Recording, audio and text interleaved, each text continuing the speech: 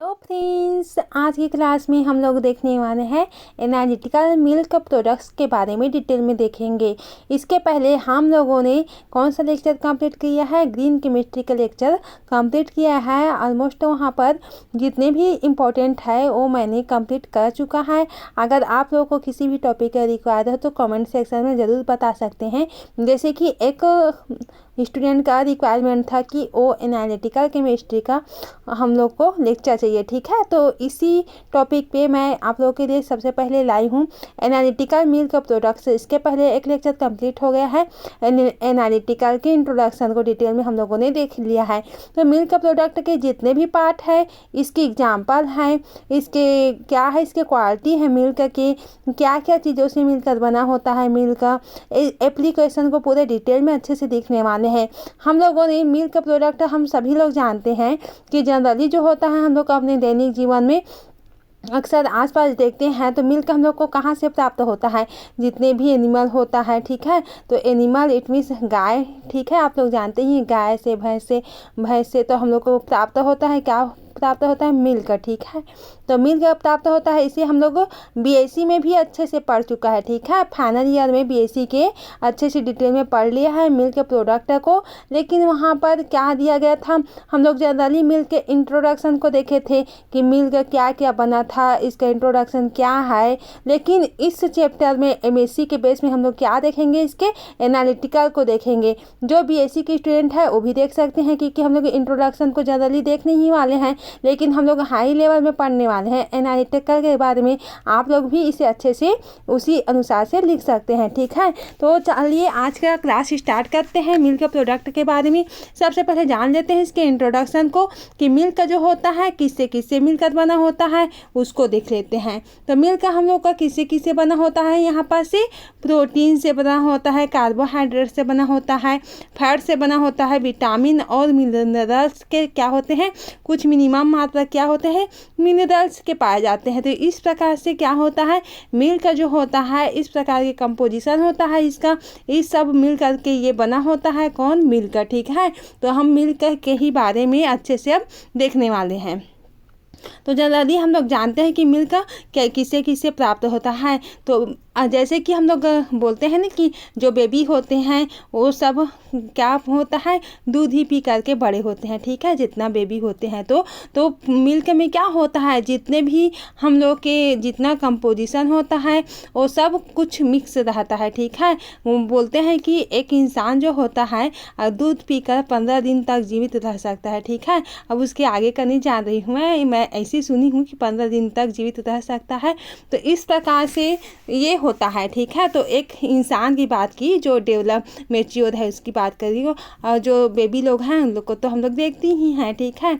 अब देखते हैं आगे इसका मिल्क प्रोडक्ट्स की एग्जांपल के देख लेते हैं कि मिल्क प्रोडक्ट होता है किन किन चीज़ों से मिलकर बना होता है। जनरली हम लोग खाते हैं, एकदम से अच्छे से मज़े से पढ़ेंगे क्योंकि मिल्क के बारे में पढ़ रहे हैं। तो मिल्क तो हम लोग के आसपास में मिठाई के रूप में खा लेते हैं, खोआ मिठाई सभी लोग खाए हैं, पनीर खाते ही हैं सब कोई घर में बना के, ठीक है, दही। तो ये सब किससे मिलकर बना होता है, मिल्क से। तो हम लोग दूध से कई प्रकार के हम लोग जितने भी खाने पीने की वस्तुएं हैं सभी कुछ बना लेते हैं और खाते हैं। अपने मुंह के टेस्ट जो लाने के लिए क्या करते हैं, मिल्क को हलवा बनाएंगे तो हलवा में मिला देंगे, मिठाई बनाएंगे मिठाई में मिला देंगे, पनीर में को ही पनीर किससे बनाया जाता है, दूध से ही बनाया जाता है, दही किससे बनता है, दूध से ही बनता है। तो ये सब जितना भी है हम लोग का जितना भी मिल्क प्रोडक्ट होता है सब किससे बना होता है, दूध से बना होता है।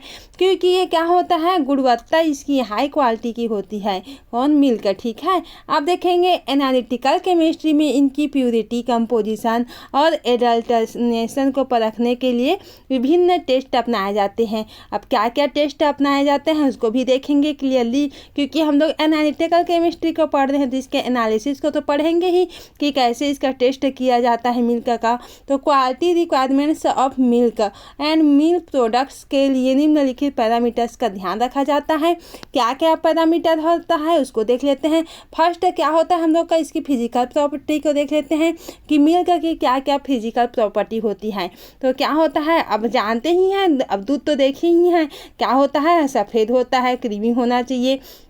उसकी क्वालिटी क्या होना चाहिए, कलर जो होता है हल्का सफ़ेद होना चाहिए, प्योर सफ़ेद नहीं, हल्का सफ़ेद क्रीमी होना चाहिए। और जो होता है दूध में हल्की सुगंध होती है, जबकि खराब दूध में क्या होती है, खट्टी गंध आती है। ठीक है, तो क्या होती है, चख के भी हम लोग देखेंगे तो खट्टी लगती है।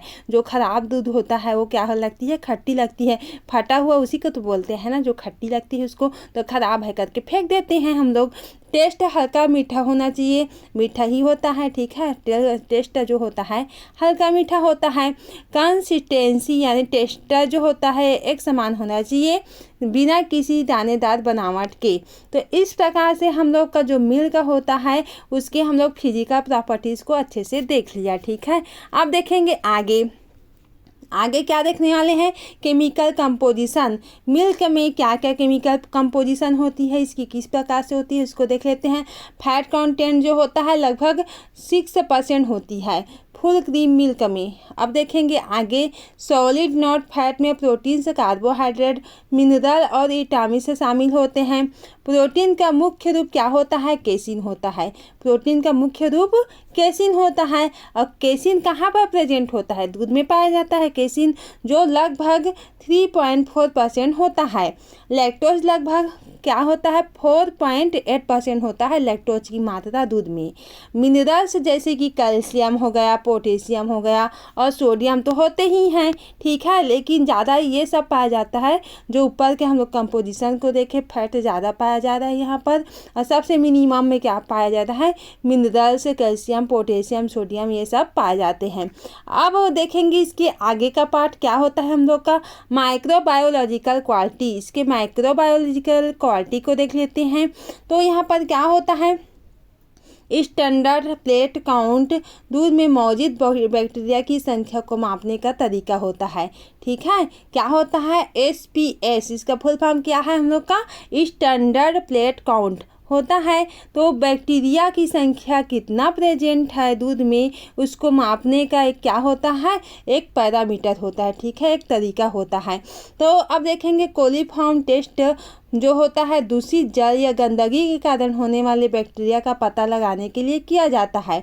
ठीक है, अब ये कोलीफॉर्म टेस्ट जो होता है क्या होता है, किसकी हम लोग जांच कर सकते हैं, जल की, जो हम लोग का जो होता है वाटर होता है उसका पॉल्यूशन कितना है, प्रदूषित कितना हुआ है उसको हम लोग जांच सकते हैं। और वहाँ पर बैक्टीरिया कितना प्रेजेंट है इसको हम लोग टेस्ट कर सकते हैं। मेथिलीन ब्लू रिडक्शन टेस्ट, ये क्या होता है हम लोग का, दूध की फ्रेशनेस को जांचने के लिए हम लोग MBRT का टेस्ट करते हैं, जिसका फुल फॉर्म क्या होता है, मेथिलीन ब्लू रिडक्शन होता है। अब देखेंगे आगे हम लोग आगे क्या देखने वाले हैं, एडल्ट्रेशन टेस्ट। इसको देख लेते हैं।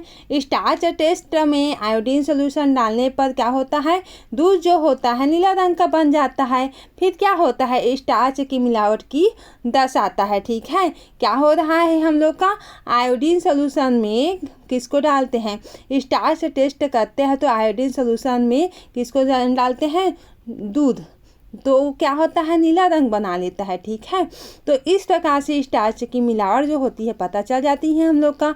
यूरिया टेस्ट में क्या होता है, यूरिया टेस्ट में नींबू का रस लेते हैं, नींबू का रस डालते हैं और एक्सेस मात्रा में डालते हैं। ठीक है, थोड़ा सा, तो क्या होता है हम लोग का झाग जैसे दिखाई देता है। तो यहाँ पर क्या होता है, यूरिया की उपस्थिति संकेत देता है। अब क्या करेंगे, हम लोग दूध की ही टेस्ट की बात कर रहे हैं। डिटर्जेंट टेस्ट में क्या होता है, दूध को हिलाने पर एक्सक्लूसिव झाग बनता है, जिससे क्या होता है, डिटर्जेंट की मिलावट का पता चल जाती है।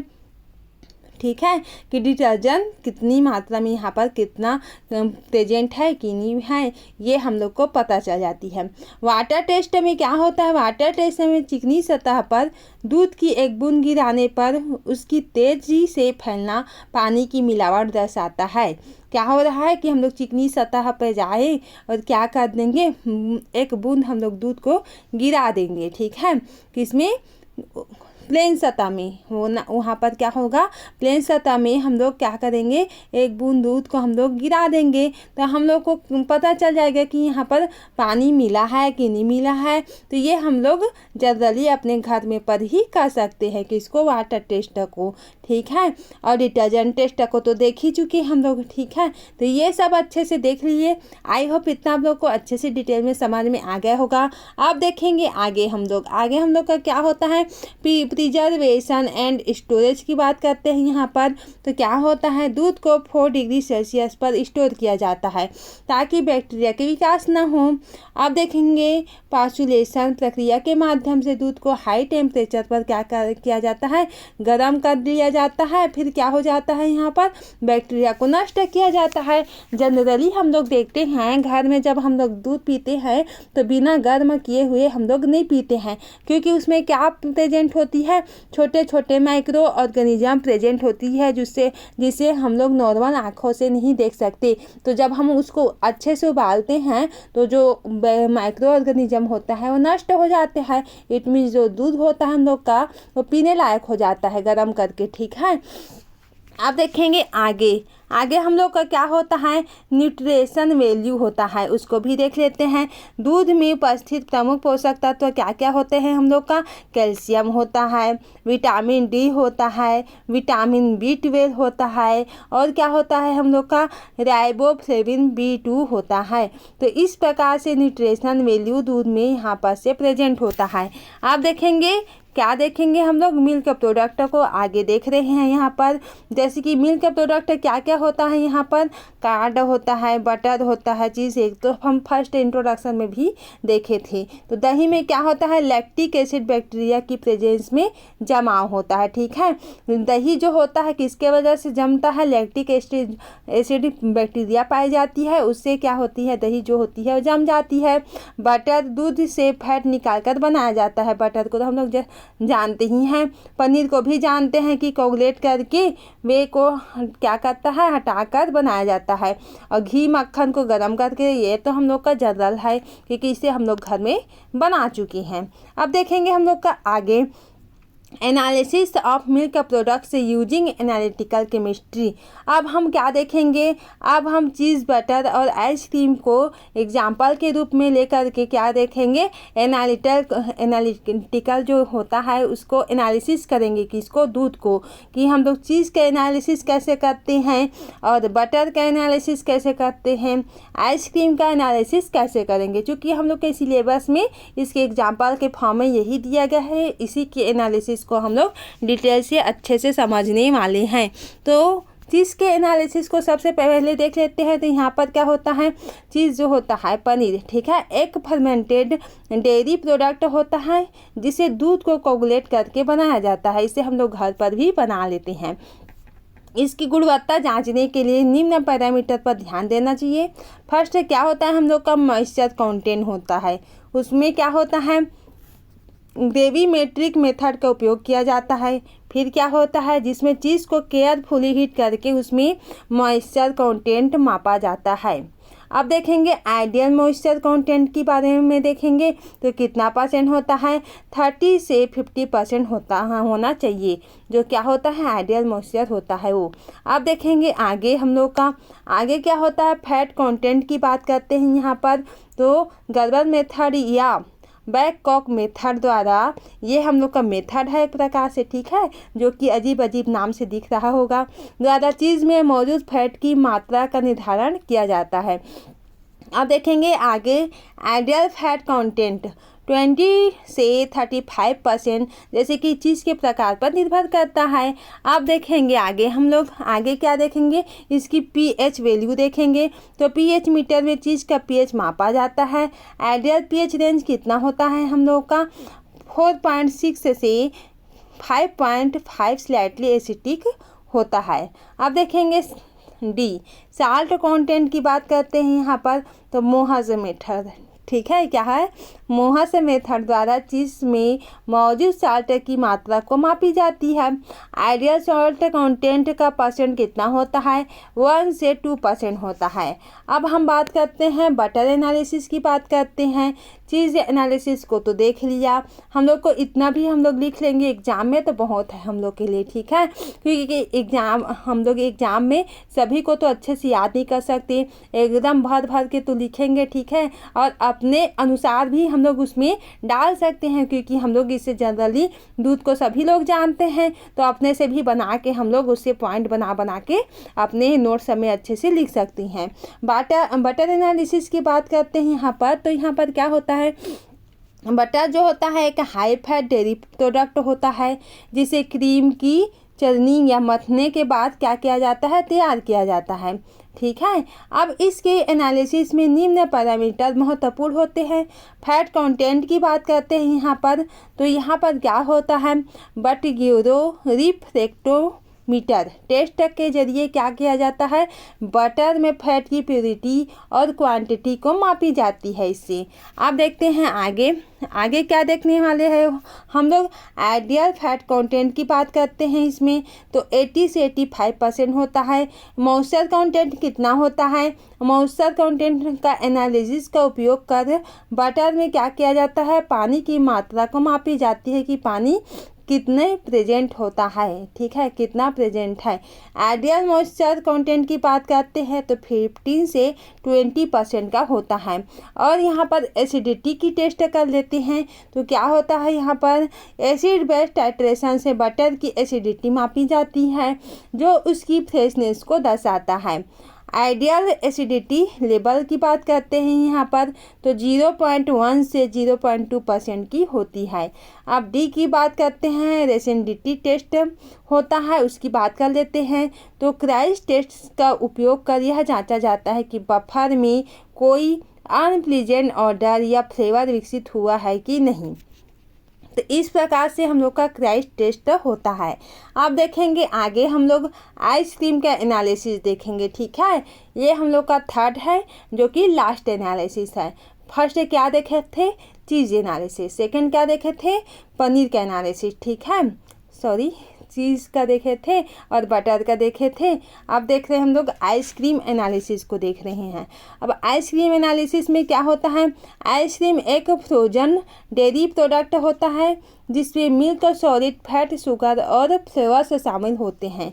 इसके एनालिसिस के लिए क्या किया जाता है, प्रमुख पैरामीटर का यूज किया जाता है, जैसे कि फर्स्ट हम लोग का होता है ओवर रन टेस्ट होता है। इसमें क्या होता है, यह टेस्ट हाई क्रीम में एयर इनकॉर्पोरेशन की मात्रा से क्या किया जाता है, मापा जाता है, ठीक है, जिससे उसकी क्या किया जाती है, टेक्सचर और वॉल्यूम का पता चल जाता है हम लोगों को कितना वॉल्यूम यहाँ पर प्रेजेंट होता है। अब देखेंगे इसकी आइडियल ओवर रन की बात करते हैं यहाँ पर, तो 70 से 100% होता है। और फैट कंटेंट की बात करते हैं तो कितना होता है, आइसक्रीम में फैट की मात्रा को गड़बड़ मेथड में मापा जाता है। आइडियल फैट कंटेंट कितना होता है, 10 से 16% होता है। अब देखेंगे टोटल सॉलिड्स कंटेंट की बात करते हैं यहाँ पर, तो ग्रेविमेट्रिक मेथड का उपयोग कर टोटल सॉलिड को मापा जाता है। आइडियल टोटल सॉलिड कंटेंट कितना होता है हम लोग का, 35 से 40% होता है। फ्रीजिंग पॉइंट टेस्ट की बात करते हैं यहाँ पर, तो आइसक्रीम का फ्रीजिंग पॉइंट माप कर हम उसमें शुगर या सोल्यूबल इंग्रेडिएंट की मात्रा का क्या किया जाता है, निर्धारण किया जाता है। आप देखेंगे आगे हम लोग कंक्लूजन की बात करते हैं यहाँ पर, तो एनालिटिकल केमिस्ट्री के ये टेस्ट जो होते हैं मिल्क प्रोडक्ट की फ्रेशनेस और प्योरिटी क्या क्या बता रही है हम लोग को, जितना भी टेस्ट देख के आए हैं वो मिल्क प्रोडक्ट की क्या बता रही है, फ्रेशनेस की, कितना फ्रेश है जो हम लोग का मिल्क है या दूध है, कितना फ्रेश है, कितना दूषित है उसको बताता है, कितनी प्योरिटी है कि इम्प्योरिटी है उसको भी दर्शाता है। न्यूट्रिशनल वैल्यू सुनिश्चित करने में क्या होते हैं, महत्वपूर्ण होते हैं, जो टेस्ट देख के आए हैं वो ये सबको बताता है। इनकी मदद से क्या किया जाता है, कंज्यूमर्स सेफ्टी और प्रोडक्ट क्वालिटी को बनाए रखा जाता है। अब हम लोग लास्ट पॉइंट में आते हैं। इतना तो हम लोग पढ़ ही लिया, ठीक है, अच्छे से समझ लिया और हम लोग पहले से ही जानते हैं, इसमें समझने वाली बात ही नहीं है, क्योंकि पहले से ही जानते हैं कि दूध को हम लोग अब जनरली हम लोग जानते ही हैं, बचपन से अब दूध से ही हम लोग पीते खाते आए हैं तो जानेंगे ही, ठीक है। अब इसके application of milk and milk product analysis के बारे में देख लेते हैं यहाँ पर। तो क्या होता है यहाँ पर, एनालिटिकल केमिस्ट्री में मिल्क और उसके प्रोडक्ट का क्या किया जाता है, एनालिसिस कई क्षेत्रों में महत्वपूर्ण भूमिका निभाता है।